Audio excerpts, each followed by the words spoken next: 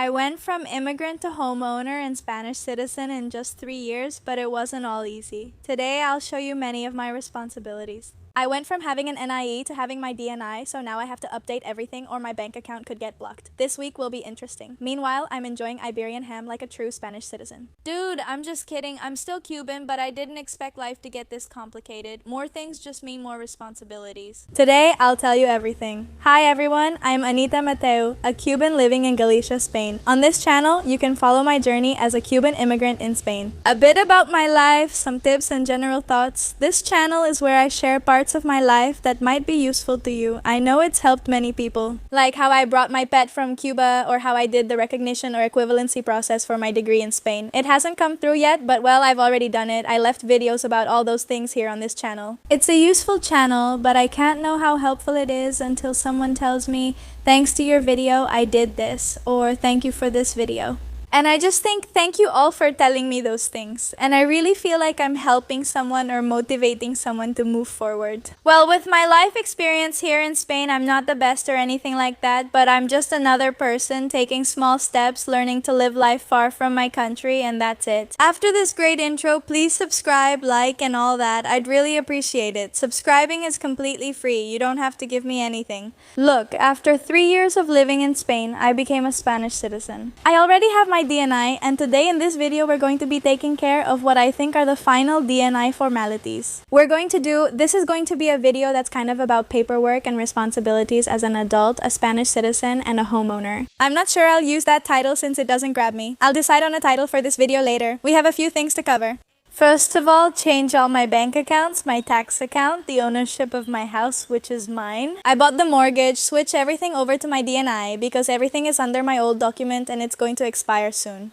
My bank already told me they'll block my account if I don't update it, since they block accounts when documents expire. So I said, no honey, you can't block my account because that's how I buy my food afterwards. So, well, now the first thing I'm going to do is start with the banks.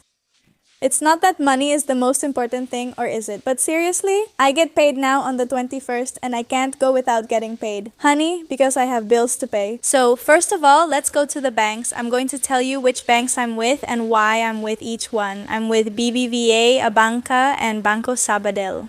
Banco Sabadell was the one that gave me the mortgage to buy my apartment in Galicia. BBVA was the first bank I was able to open an account with in Spain. I'll explain why in a moment. And Abanca? I chose it because that's where I pay my taxes and my self-employment fee. Because they were giving you 300 euros if you had your paycheck direct deposited there. If you had your self-employed contribution paid there, they would give you 300 euros as a gift, so I joined there too. So let's go to the banks. I have the documents here because I have to bring my ID and I have to bring the certificate. I'll leave the name here for you. But it's like a paper that proves that I'm the one who changed from one document to another. So do I have to request that document? I went to La Coruña to request it at the police station and then they give it to you. And with that paper, you can prove that you are the one changing from one document to another and you have to take it everywhere. So, I'm gonna tell you everything I have to change because there are several things. Look, I have to change my bank accounts and the mortgage, the property registry, which is for the apartment I bought, my residency registration, and also the digital key, the digital certificate, as you know. Well, people who have emigrated to Spain or who are from Spain, here in Spain, you can request a lot of things online and register for many things online. But having that digital certificate, and the digital certificate is very important. So I already did that. I've already updated my digital certificate. And what about the tax office? I'm not sure if I changed it since I contacted the person who handles my paperwork. My agency handles my self-employment paperwork and I asked them to update it. I still need to change my health insurance. Look, I have to call the electricity and water companies, so now I'm going to the first thing I have written down. Banks and mortgage. Today I'm going to the banks and tomorrow I'm going to Coruña for the mortgage. I'm still missing some things and need to visit the property registry. Let's start with the basics. Let's go to the bank since I can't go without getting paid or risk having my account blocked. On the 30th, because on the 30th of this May, my residency was expiring. Remember, I'm not a lawyer or an expert in these matters. I'm just a simple person living my life learning. And I just share what I'm doing as I go along because a lot of people ask me things that sometimes I don't know. Anita, how do I do this process? I don't know if it wasn't the same as my case because everyone has a different situation. Well, there are things I don't know, I only know now. I didn't know what to do after getting my ID. It was so hot, I took off my coat during the day. I thought, wow, I have my ID. How happy. And then my friend tells me, yes, but now you have to change everything, all the things ID to ID, and that's a lot. Paperwork, I don't even know what, and it's like, oh, more paperwork. The life of an immigrant is paperwork and paperwork and paperwork and more paperwork. I can't complain because thanks to having the ID, I'm already in Spain and now I have to worry more. BBVA was the first bank I used in Spain since it was the only one that let me open an account with just my passport. Before I had my NIE, I started with BBVA and later opened accounts at other banks. And well, that's it. I left the bank, but I have to come back in a few days again when the change is made. It's already digitized according to what they told me, but since I access it with a password, which is with my granddaughter, I have to come back because I'm going to change the password. Now with the DNI, now I'm going to a banca, which is the other bank I have here in Carvalho. Now in this case, it's almost 2 o'clock, but still I'm always doing things at the last minute. Well, I got a number at the counter and right there at the caja, they helped me. I thought it was gonna be like in the commercial area or something like that, but it wasn't. Hi, today is a new day. Today I'm going to Coruña, to Banco Sabadell. Why? Because I got my mortgage through Banco Sabadell, but the branch that's in Coruña is like the biggest one, right? I'm not sure if I can do it here in Carvalho or if I need to go there. I didn't call to check, but since I have to go to Coruña today anyway. Because at 5 I was also invited to the opening of a new store in the shopping mall. The manager is a follower of mine and invited me to the opening, so since I have to go to Coruña anyway, come with me. Now I'm going to catch the bus that leaves at 12. It's 11:30. Well, I'm already here at the shopping mall, and today is like the pre-opening of Manolo Bay's, which is like a cafe where they sell little croissants. That's why I was invited today. Everything is free since it's just a pre-opening, not the official opening. So it's like for me to try, so the girls, the ones who work here, can practice because they officially open tomorrow. So I'm going to show you how beautiful the place is. Wow, this is how it looks inside, and they sell a lot of little things. They sell coffee, and there are some specific invited guests. It's not open to the public yet. It opens tomorrow. Well, this is the Carvalho City Hall. I already brought the papers here, and today I have to register my address, which was what I was missing. I mean, I only have 4 days left for my residency process to move forward. I don't know if this will affect me in any way, right? But oh well, I'm about to get this done. The registration is the only thing I have left, the ownership of the apartment here. I think that's the only thing I still need to do. I'll do a quick shopping haul for you. I'm shopping at Gadi, the supermarket in Galicia, which I think is one of the best. I love Gadi's products, and I'm going to show you a little shopping haul because, well, I just got back from there. Gadi has its own butcher shop, and they give you fresh products like the meat right there. And I bought some chicken breast fillets and some pork shoulder steaks, natural tuna, some red onions that I really like for making stews. I feel like they give it a special flavor, cheese, parmesan, and butter. I know this might not be so healthy, but this is to make a lasagna that I want to make one of these days. Just like this ground meat is for the lasagna and natural Greek yogurt. Life was so much happier when you didn't have to pay attention to the ingredients in your food and just ate anything. Toilet paper. This is for cleaning the house. This is for cleaning the bathroom at home. These Lenore beads, they give your clothes an out-of-this-world scent. I really recommend them if you want your home to smell amazing. I mean, every time someone comes to my house and says, wow, what's that smell? It's the Lenore beads. Some eggs I bought, which are eggs from free-range chickens in the hen house. Some avocados that were on sale, 3 for the price of 2, spinach and asparagus. I just discovered asparagus. I think I had never eaten it before, and I found a way to make it. You put it in the microwave to soften it, and then you put it in the pan with olive oil and salt. Delicious and very healthy. And over here is Philadelphia light cheese. I mix this with this and some green onion and like that and make a little paste and I eat it with some toast. And well, this was my purchase at Gaddis, and I'm going to tell you how much I spent. Wait, I spent 48.78 euros on this shopping trip. Now I'm going to put everything away and I'm going to make myself some rice for lunch with some little pork needle steaks, like in strips, and some eggs. Because today's meal has to be high in protein with gluten and salad, so I'm going to show you my lunch today. Stay there, don't go anywhere, let's make lunch. I'm using Aroba's Mati is the one I always buy, the one from Mercadona, which I love. And I just make a little bit of rice. I'm only eating it the same day. We Cubans eat rice. I even remember eating it 3 days later. But now, with more information from the internet, I've read that rice can develop a fungus after some time. I'm not sure if it's just one day though. It's just that I also start reading things on the internet and I go crazy and believe everything I read online. But well, I think this is true. I think it's true. It's like rice develops a fungus, so you have to eat the rice the same day, not rice that's 3 or 4 days old or even from the next day, you know? I don't know if I'm explaining myself, right? Rice. The next day, I make it and eat it, and if not, I throw it out and make fresh rice. I believe it can develop fungus that's not always visible. So the Japanese, and they have a big rice culture. They make rice for the day, eat it, and then throw it away. So I'm learning from the Japanese because they know more about rice than I do. I'm making rice for the same day. I eat it and throw out any leftovers. So rice is a must with my lunch and eggs, and now we're going to make lunch like this. Super mega fast in fast forward mode. See, I make just a little bit of rice because I really don't like to waste food, so it's just the right amount I make. Look how little it is. That's what I eat, and this is my new little rice cooker that I love. It's super cute. Well, I wanted to tell you that one of my new responsibilities as an owner now is to go to the building owners meeting. The community is a group of the neighbors in the building who make decisions together. So I had to go to the meeting. I don't know how often this meeting is held. I really don't know. It's my first time. I'm learning as time goes by. Nobody explained these things to me. I'm just discovering them on my own. They tell me, "Oh, you have an owners meeting. You're an owner. Go to the meeting. You have to bring up your problems with the other neighbors." Anyway, so that's what happened to me. Today I'm here coming back from the meeting. Well, I went home, changed to go get Phoebe, and went to the beach to clear my mind because the news I have for you is just too good. I came here to have a drink to the beach. I'm gonna show you. It's 8:30 at night and look at the sun.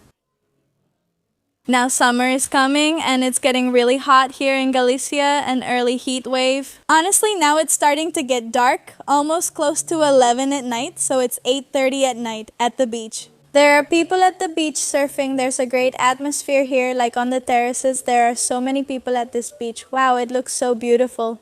It's already starting to get dark, and this beach is the closest one to me here in Carvalho. Well, what else can I say? What a day. My first meeting as an owner, and I have a lot to react to. It was too much information for me. This was my first meeting. I didn't know how this worked. If you are owners, should I have asked for advice beforehand? I don't know. Every community is different because every person is different, and every neighborhood community is different. Now, the community, I think it's something mandatory that you have to pay.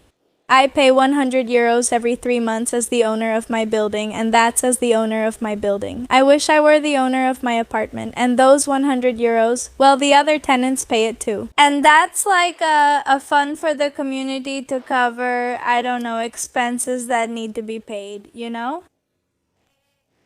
I didn't know how this worked. This was my first meeting. I got a notification from the management company because the management company handles it, and I went. And there they were. Well, all my neighbors started arguing. They started fighting because they want to make a decision in the building. Some agree and others don't. People suddenly started fighting and I was caught in the middle, clueless. I was just like, what? And they started fighting in Galician. I mean, I understood everything they were saying, but still I didn't feel confident enough to start talking, to say what I thought, because I'm also new. Everyone knew that I was the new girl who bought the apartment from so-and-so who was the previous owner. And then there was a tenant who wanted to do something and others who didn't agree. The ones who didn't agree won by majority. But that person got upset and even started insulting the others. And I was like, I didn't know what to do or where to go, but I had to choose a position. Whether I agreed with her or with the others, obviously, because of the decision, I agreed with the others because they wanted to make a decision about the building, which involves a big expense. So, for example, let me give you an example. Do they want to make a new facade for the building like I've seen them doing in other buildings? It's like a coating to insulate, like from moisture, right? If they decide to do that, each owner of each apartment in the building pays for it. Like everyone contributes to make that change, but it costs a lot of money. So the decision they wanted to make is because one of these people probably has a lot of moisture in their apartment. The others don't have that problem and didn't want to do this, but she did. So we don't know if the problem in the building is just hers because of some issue with her apartment or if it's something general. So the change, what was needed, what would have to be done to fix that problem was expensive. It costs a lot of money. I mean, I would have to pay as a tenant, as an owner, a lot of money to make this decision, just like everyone else.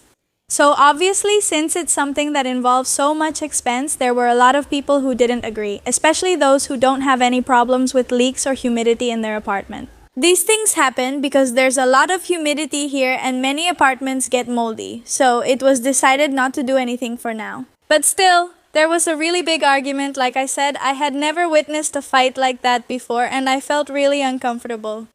Because also, there are people I see when I go up or down the stairs in my building. How am I supposed to face those people again after such a big argument? Now, some don't even speak or look at each other. They disagreed and someone already told me that's just how it is. You have to stand up for your rights. I also had the right to a part that's under the stairs, which is for storing things, and someone else had that part. So my friend told me, she told me that I had to ask for that I had the right to it. But the thing is, I don't know. I'm a person who doesn't know how to argue. I don't like confrontations or arguments. I'm the typical person who stays quiet, who doesn't confront because I don't know what to do. It's like I feel really uncomfortable when I have to argue or fight or say no because it's mine. I'm not that kind of person. I prefer to stay quiet and then see how I can solve it in a peaceful and calm way, you know? And I know I have to stand up for what's mine, for what I have a right to, because I bought that apartment, but not at that moment when everyone was fighting. It was really hard for me. If I have to keep going to these meetings, at least now I know what to expect. I said it's my first one, so I'll stay quiet and see how things work since I don't know yet. It was meant to be about basics, but no, they didn't go there to discuss basics. It was a spectacle, it was a fight, it was an argument, it was something that made me feel really bad, really bad. I was dying to leave and that was it. It lasted an hour, maybe even more, because the meeting was around 4:30 or 5, something like that, and I left there around 6. God, it was incredible, honestly incredibly bad. I don't know what to do. I mean, for the next time there's a meeting, at least now I know what to expect so I can be mentally prepared, but this time I wasn't prepared at all and honestly it really shocked me. But well, those are responsibilities. Now that you think about it, when you buy an apartment, you think, oh, I have a house and all you have to do is pay the bank little by little. But there are so many more responsibilities. Whether it's comfort or this or that, it's a lot. It's complicated. Hey. I think that sometimes we want to buy things and have things, but when we add up those material things, we also add more problems we didn't have before. But well, we just have to be grateful for life. I'm super grateful for my house, but for that meeting, I'm not grateful because why would I lie to you? So I told my mom and I said, oh, I'm super excited. I'm going to my first meeting with my neighbors and all that. And then my mom asked me, how did it go? And I was like, terrible. It ended in an argument, a discussion, a fight, but well, that's it. Tell me, have you ever had this kind of experience? Anyone from Spain who can give me some advice? How do you deal with these kinds of things? Someone from Spain who is an owner and knows how this works. This is the first time for me, and in Cuba we don't do this. I mean, I don't think we do this kind of thing in Cuba. No, you don't pay a homeowners association fee. You don't have meetings to make decisions. Since everything belongs to the state, the building ultimately belongs to the state. I think everyone would fix up their facade, their house however they wanted. The buildings were all different from each other. Everyone painted any color they want. It's really just do whatever you want, right? Here, everything is more organized, more prepared because the facade has to be the same. Everyone has to make the decision. There has to be democracy in that decision. And well, I didn't know how this worked, but anyway, I'm still collecting experiences. Look, the sunset is already here. I needed to come to the beach to relax after today, which has been a bit stressful, but well, that's it. I wanted to make this little video for you so you can see a bit more about the paperwork and things I've been doing, a little more about my life, adult life. This is my life in Spain. I hope you liked this little video. Subscribe, give it a like, and all those things, which are super important, and I'll see you next Sunday. Oh, here's Phoebe. She's having a great time at the beach.